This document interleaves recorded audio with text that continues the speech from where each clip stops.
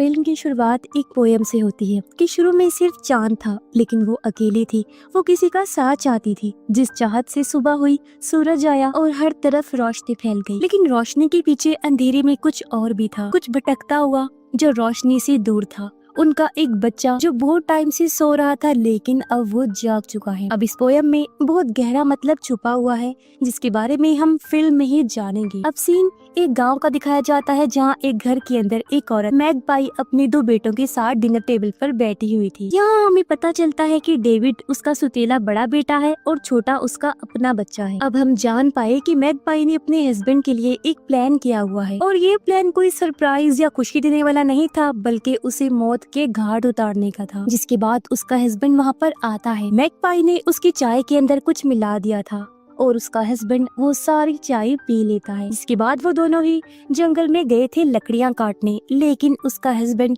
काफी कमजोरी महसूस कर रहा था। दरअसल मैगपाई ने उसकी चाय के अंदर जहर मिलाया था। तभी दूसरी तरफ हम देखते हैं मैगपाई की डैड को जो उस गाँव की पास्टर होती है। पास्टर यानी मैगपाई के डैड वो गाँव के लोगों को रिलीजन मजहब के नाम पर लेक्चर दे रही थी। पता चला कि गाँव के जितने भी लोग हैं वो सभी एक रिलीजियस मजहबी कम्युनिटी का हिस्सा है। पास्टर सबको बताता है कि आप लोग चुने गए हैं गॉड की तरफ से ताकि अपने रिलीजन की सेवा कर सके। उधर मैगपाई अपने हस्बैंड का हाथ एक गोल मोटी लकड़ी पर रख देती है ताकि वो उसे काट कर उसकी जान ले सके, मगर उसके अंदर इतनी हिम्मत नहीं हो रही होती। लेकिन तभी वो शराब पीती है और पूरी हिम्मत करके उसका हाथ काट डालती है। उसके हस्बैंड की मौत होते ही उसे एक क्रिएचर दिखने लगता है जिसकी सफेद रंग की आंखें थी और 2 बड़े बड़े सींग थे। इसके फौरन बाद हम पास्टर को देखते हैं जो अपनी स्पीच जारी रखता है। तभी उनके बीच मैगपाई आ जाती है जो खून से भरी हुई। उसे देखकर पूरी कम्युनिटी के लोग चौंक गए और डर जाते हैं। साथ ही उसकी डैड पास्टर भी पूरी तरह हैरान थे। अब कुछ देर बाद हम एक आदमी को देखते हैं जो पास्टर का असिस्टेंट है। ये दोनों काफी करीब थे और यहाँ पास्टर ने उसे किसी वजह से बुलाया था। अब असिस्टेंट पास्टर को बताता है कि मैगपाई ने बताया है कि जो कुछ उसके हस्बैंड के साथ हुआ वो एक एक्सीडेंट था। तब पास्टर उसे कहता है कि मैंने तुम्हें इसीलिए बुलाया है ताकि तुम मेरी बेटी मैगपाई पर नजर रखो। खैर इसके बाद हम मैगपाई और उसके दोनों बच्चों को देख पाते हैं जो तीनों ही पास्टर के पास जा रही थी, मगर रास्ते में पास्टर और असिस्टेंट उन्हें मिल जाते हैं। अब जैसा कि मैंने आपको बताया कि पास्टर काफी रिलीजियस है, इसीलिए जब से वो हादसा हुआ था वो अपनी बेटी पर बिल्कुल भी रहम नहीं कर रहा था। वो सारे काम उससे ही करवा रहा था। आज भी वो उन्हें डांट रहा था क्योंकि उन्हें खेतों में काम करना था लेकिन वो लोग लेट हो गए थे। और सबसे बुरी बात ये थी कि इस गांव के अंदर पास्टर और बाकी कम्युनिटी के लोगों की सोच काफी पुरानी थी। वो औरतों को आदमियों के पैरों की जूती मानती थी। लेकिन इन सब चीजों से मैगपाई परेशान हो गई थी। इसके अलावा पास्टर ने ही जबरदस्ती मैगपाई की शादी उसके हस्बैंड से करवाई थी जो मैगपाई बिल्कुल भी नहीं करना चाहती थी। खैर यहाँ पर मैगपाई के छोटे बेटे की क्लास भी थी जिससे भी वो लेट हो गया था। इसलिए वो कहता है कि दरअसल वो लोग परिंदों के बारे में बात कर रहे थे और इसीलिए उनको देर हो गई। अब इसी बीच डेविड उसकी बात आगे बढ़ाते हुए बीच में बोल पड़ा। तो पास्टर उसे चिल्लाकर कहता है कि मैं अपनी बेटी के सगे बच्चे से बात कर रहा हूँ ना कि तुमसे। जिससे हमें यहाँ ये बात समझ आती है कि पास्टर डेविड को खास पसंद नहीं करता था, जबकि मैगपाई की उसके हस्बैंड से शादी करवाने वाला वो खुद ही था। हालांकि उसे पता था कि उसका पहले से एक बेटा है डेविड। इसके बाद ये लोग काम करने के लिए निकल जाते हैं और पास्टर ने असिस्टेंट को इन सब लोगों पर नजर रखने के लिए कहा। जिसकी कुछ देर बाद हम मैगपाई और डेविड को काम करते हुए देखते हैं, जहाँ पर एंड्रिया नाम की औरत डेविड को काम करते देख उसे ताने मारने लगती है क्योंकि डेविड लेट हो गया था ना, इसलिए वो औरतों के बीच में काम कर रहा था। ये सुनकर मैगपाई ने एंड्रिया को रोक दिया। तब वो ये कहने लगती है कि ये चीज तुम्हारा हस्बैंड बिल्कुल बर्दाश्त नहीं करता। फिर वो और ज्यादा उसके हस्बैंड की बातें करने लगी। वो तो बहुत अच्छा इंसान था, उसकी वजह से तुम्हारी फैमिली अच्छी थी, वरना तो तुम लोग कुछ भी नहीं हो। अब ये सुनकर मैगपाई को बहुत गुस्सा आने लगा। वो एंड्रिया से कहती है कि अगर तुम्हें हमारी फैमिली के बारे में इतना ही ख्याल आ रहा है तो उस टाइम तुम कहाँ थी जब मेरा हस्बैंड अपने ही बेटे डेविड को मार रहा था, जबकि वो मरते मरते बचा था। जिससे हम समझ गए कि उसका हस्बैंड काफी जालिम था, अच्छा तो बिल्कुल भी नहीं था। और यही वजह है कि वो अपने हस्बैंड से तंग थी और उसकी जान लेना चाहती थी। एक बड़ी वजह ये भी थी कि उसकी शादी जबरदस्ती करवाई गई और इसी बात को लेकर दोनों की बहस छिड़ जाती है।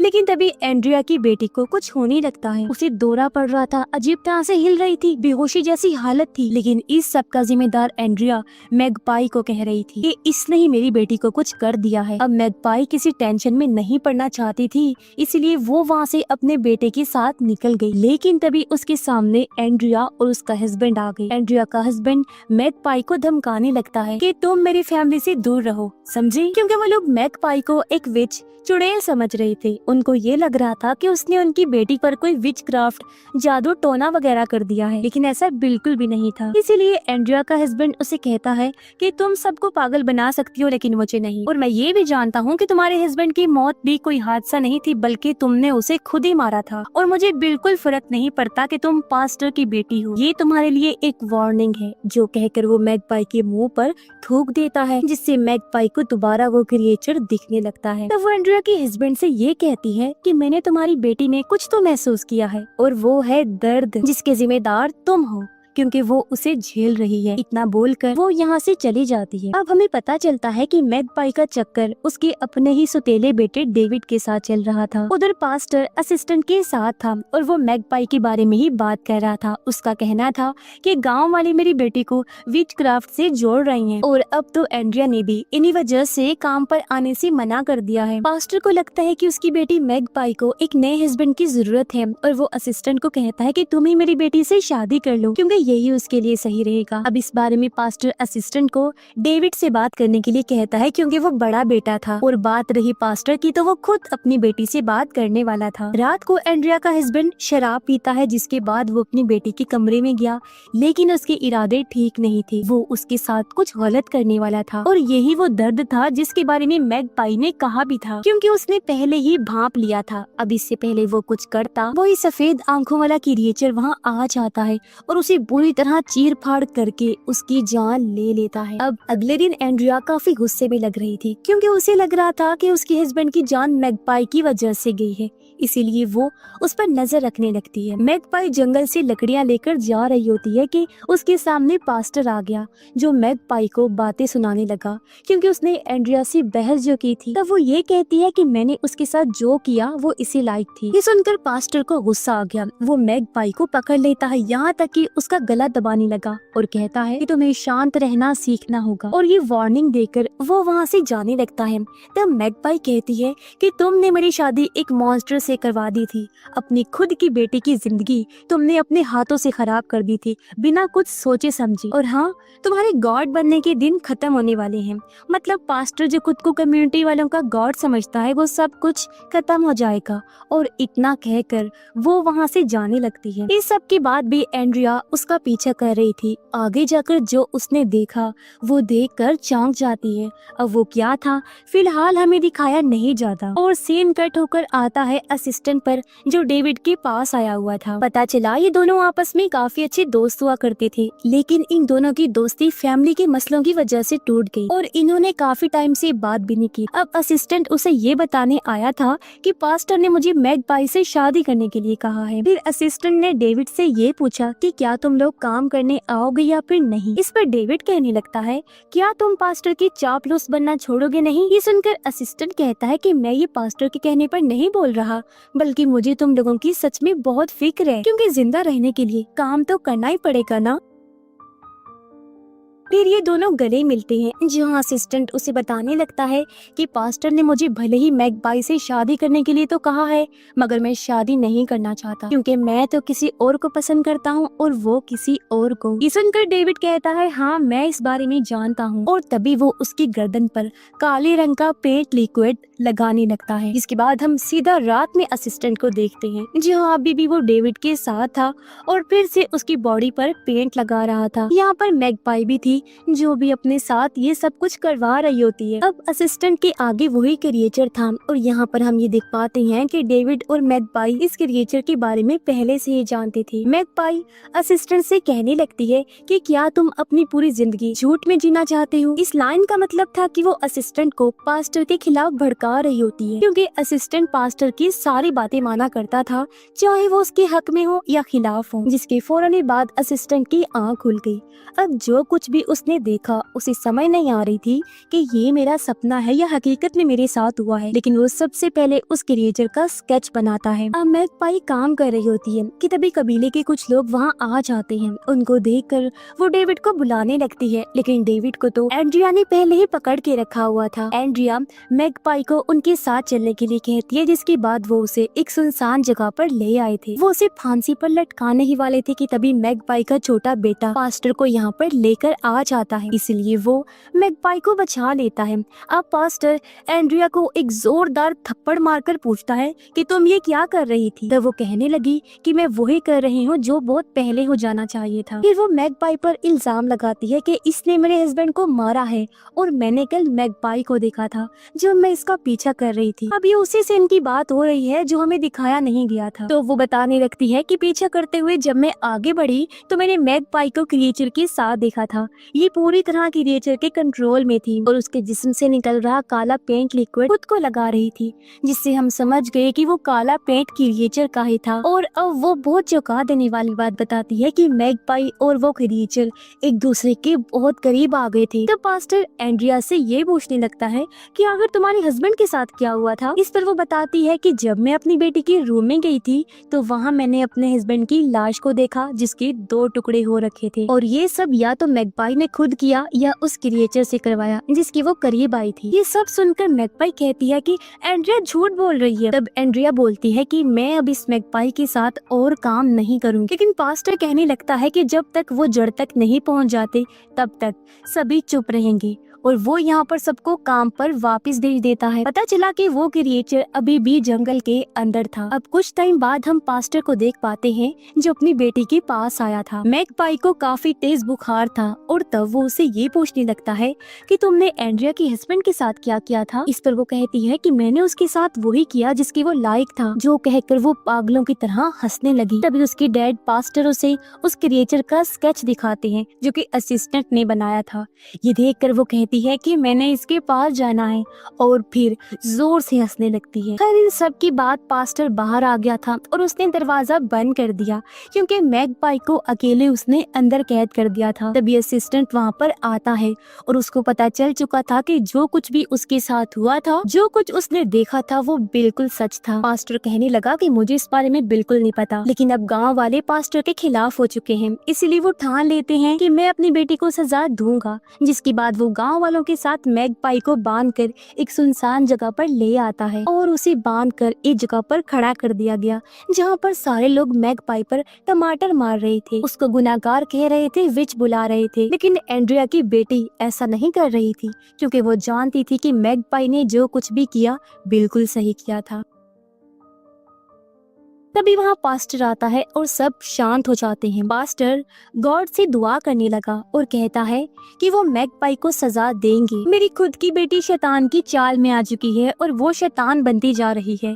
साथ ही साथ वो और उसका सुतेला बेटा डेविड शैतान की डार्कनेस यानी अंधेरे के एजेंट्स हैं, और क्योंकि मैगपाई ने एंड्रिया के हस्बैंड को खत्म किया है इसीलिए उसे सजा मिलेगी। इतना कहने के बाद वो सभी गांव वालों को ये कहता है कि इसे यहीं पर बंधा रहने दो और आगे इसको सजा गॉड खुद ही दे देंगे। तभी दूसरी तरफ हम उस क्रिएचर को देख पाते हैं जिसके अंदर से वो काला पेंट लिक्विड बहुत तेजी से निकल रहा था और ये पूरे गांव को धीरे धीरे कवर कर रहा होता है, यानी कि डार्कनेस पूरे गांव के अंदर फैलती जा रही थी। और यहाँ ये चीज भी समझ आती है कि ये लोग जो कर रहे थे वो डार्कनेस से कम नहीं था। अब एंड्रिया अपनी बेटी के पास आकर कहती है कि वैसे अच्छा ही हुआ जो तुम्हारे बाप के साथ हुआ वो इसी लायक था, यानी कि वो भी जानती थी कि उसके हस्बैंड की अपनी बेटी पर गलत नजर है। अब असिस्टेंट डेविड के पास गया हुआ था जहां डेविड को कैद करके रखा गया था और वो उसे कहने लगता है कि मैगपाई जंगल में तुम्हारा इंतजार कर रही है और उसी ने मुझे भेजा है तुम्हें लाने के लिए। ये सुनकर डेविड उसके साथ चल देता है है, लेकिन जंगल में पहुंचकर उसको एहसास होता है कि असिस्टेंट असल में डेविड के साथ झूठ बोल रहा था और ये सब तो पास्टर के प्लान का हिस्सा था। अब पास्टर ने डेविड को इसीलिए बुलाया था ताकि वो उस क्रिएचर के बारे में जान सके, लेकिन डेविड भी पागलों की तरह हंसता है क्योंकि वो उस क्रिएचर के कंट्रोल में आया हुआ था। यहाँ पर एंड्रिया भी होती है, जिससे पास्टर ये पूछने लगा कि क्रिएचर तुमने कहाँ देखा था, तो वो बताती है कि यहीं पर तो देखा था। इस पर डेविड ने कहा कि तुम लोग कभी उसे नहीं मार सकते। पास्टर कहता है कि मार सकते हैं और इतना कहने के बाद वो एंड्रिया को मार डालता है, जिसके बाद उसने डेविड को भी खत्म कर दिया था क्योंकि उसे अपनी बेटी और डेविड के चक्कर के बारे में पता चल चुका था। एंड्रिया को मारने का इरादा उसने इसीलिए किया क्योंकि वो ही सब गांव वालों को पास्टर के खिलाफ भड़का रही थी। डेविड को मारने की एक ये वजह भी थी क्योंकि डेविड भी उस क्रिएचर के कंट्रोल में आ चुका। अब यहाँ पास्टर असिस्टेंट को कहता है कि तुम्हें गाँव वालों को बताना होगा कि एंड्रिया को तो क्रिएचर ने मार दिया और डेविड ने उन पर हमला करने की कोशिश की थी, इसलिए असिस्टेंट ने अपने बचाव में उसे खत्म कर दिया। तभी पास्टर और असिस्टेंट वहाँ से निकलने लगते हैं, लेकिन जाने से पहले असिस्टेंट को उस क्रिएचर की झलक दिख जाती है। अब पास्टर अपनी बेटी मैगपाई के साथ था और यहाँ वो उसका ख्याल रख रहा था क्योंकि उसे सच में अपनी बेटी की परवाह थी। उसने एंड्रिया को भी अपनी बेटी मैगपाई के लिए ही खत्म किया था और मैगपाई को कमरे के अंदर कैद करके रखा भी इसीलिए था ताकि वो सबसे सेफ रहे। फिर मैगपाई जब उठती है तो वो अपने आप को उसे कमरे में पाती है। तभी उसे डेविड दिखाई देता है जो कि जख्मी हालत में है और उससे मदद मांग रहा है, लेकिन हम जानते हैं कि वो तो मर चुका है।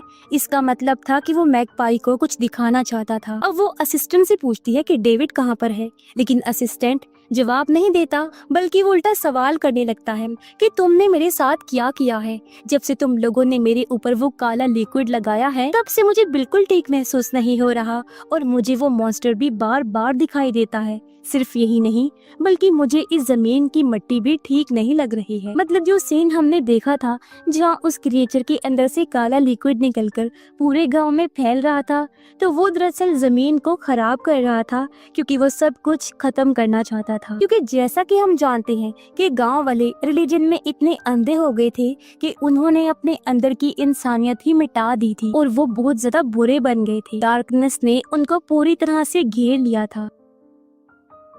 यहाँ उनका दिमाग बिल्कुल खराब हो चुका था, इसलिए मैगपाई समेत सब उस बुराई की चपेट में थे। वो सही और गलत में बिल्कुल पहचान नहीं कर पा रहे थे। बिना किसी सबूत के वो लोगों को मार रहे थे। अब असिस्टेंट उसको बता देता है कि मेरे पास कोई रास्ता नहीं था, इसलिए मैंने डेविड को खत्म कर दिया। ये सुनकर मैगपाई इस पर यकीन ही नहीं कर पाती, लेकिन असिस्टेंट मैगपाई को ये बताता है कि मुझे ऐसा महसूस हो रहा है जैसे मैं जिंदा नहीं बचूंगा और मुझे ये बताओ भला अब तक मैं जिंदा कैसे हूँ। हालांकि मैं अभी तो क्रिएचर की लपेट में आ चुका हूँ ना, लेकिन मैगपाई उसको धक्का मारकर वहाँ से निकल जाती है और उसे फिर से डेविड दिखा जो कहीं पर जा रहा था। आगे जाकर उसने डेविड की लाश देखी जिसके ऊपर एक बोर्ड था, जो देखकर मैगपाई दुखी हो गई क्योंकि वो उसे बचाने के लिए कुछ नहीं कर पाई थी, इसलिए वो उसे माफी मांगती है। अब यही मकसद था डेविड का क्योंकि वो उसे अपनी लाश के पास लाना चाहता था। इसमें क्रिएचर की ताकत ने भी उसकी मदद की। असिस्टेंट मैगपाई को ढूंढने लगता है लेकिन वो तो क्रिएचर के पास थी। तभी वो असिस्टेंट के पास आई और पूरी तरह क्रिएचर की पेट लिक्विड से भरी हुई थी और यहाँ वो असिस्टेंट का गला काट कर उसे मार डालती है और ये सब उसके डैड पास्टर ने देख लिया था। अब पास्टर के पास कोई रास्ता नहीं बचा था क्योंकि उसने खुद अपनी बेटी को ये सब करते हुए देख लिया था, इसीलिए वो उसे नीचे गिराकर मारने लगता है। लेकिन तभी वो क्रिएचर पास्टर को ही मार देता है जिससे मैगपाई हंसने लगी। इससे हम समझ गए कि पास्टर भी कोई अच्छा इंसान नहीं था क्योंकि वो भी लोगों के साथ बुरा सलूक करता था, जुल्म करता था, क्योंकि यही सारी चीजें इस पूरे गाँव के अंदर चल रही थी और इस सारी बुराई डार्कनेस की वजह से वो क्रिएचर पैदा हुआ था। और क्योंकि वो डार्कनेस की वजह से ही पैदा हुआ था, इसलिए जो लोग भी बुरा काम करते हैं वो सबको मार डालता है, जिसमें मैगपाई और डेविड उसके साथ मिल चुके थे। इसके बाद हमें शुरुआत वाली पोयम सुनाई देती है, यानी शुरुआत में सिर्फ चांद था लेकिन वो अकेली थी, वो किसी का साथ चाहती थी और उसी चाहत से सुबह हुई, सूरज आया और हर तरफ रोशनी फैल गई थी। लेकिन रोशनी के पीछे अंधेरे में कोई और भी था, कुछ भटका हुआ जो कि रोशनी से दूर था, डार्कनेस में डूबा हुआ। उनका एक बच्चा जो बहुत टाइम से सो रहा था लेकिन अब जाग गया है। और इस लाइन का मतलब मैगपाई से ही है। मैगपाई शुरुआत में अकेली थी, उसके डैड थे लेकिन वो एक अच्छा बाप नहीं था। उनकी सोच काफी पुरानी थी जिसमें बेटियों, बीवियों और बहनों को दबा के रखा जाता था। इस पूरी कम्युनिटी के अंदर ये बुराई भी चल रही थी जिसका सबूत है वो डार्कनेस। जिसके बाद मैगपाई की जिंदगी में एक सूरज आया, यानी उसके डैड ने उसकी शादी एक बड़े आदमी से कर दी थी, लेकिन वो भी एक अच्छा इंसान नहीं था और वो उसका सूरज नहीं था। तो सूरज का मतलब यहाँ पर डेविड था जिससे मैगपाई को प्यार हो गया था। लेकिन अपने हस्बैंड की वजह से उसने अंधेरे को, डार्कनेस को कबूल किया और उस क्रिएचर को देखा। इसीलिए वो और डेविड क्रिएचर के साथ मिल गई और पूरी जिंदगी उन्होंने डार्कनेस के नाम कर दी, क्योंकि वो जानते थे कि इन सब चीजों से निकलने का सिर्फ एक यही रास्ता है, अपनी तकलीफों को दूर करने का, फिर चाहे ये रास्ता ठीक हो या गलत। और जो जागने की बात हो रही थी वो क्रिएचर के बारे में ही था, यानी कि वो उठ चुका है और अब जो लोग भी यहाँ गलत कर रहे होंगे उनका खात्मा हो जाएगा, क्योंकि क्रिएचर, उसके डार्कनेस और उसके साथ ही मैगपाई पूरे गाँव पर कंट्रोल अपना कर चुके थे। और इसी के साथ इस फिल्म की कहानी यहीं पर खत्म हो जाती है।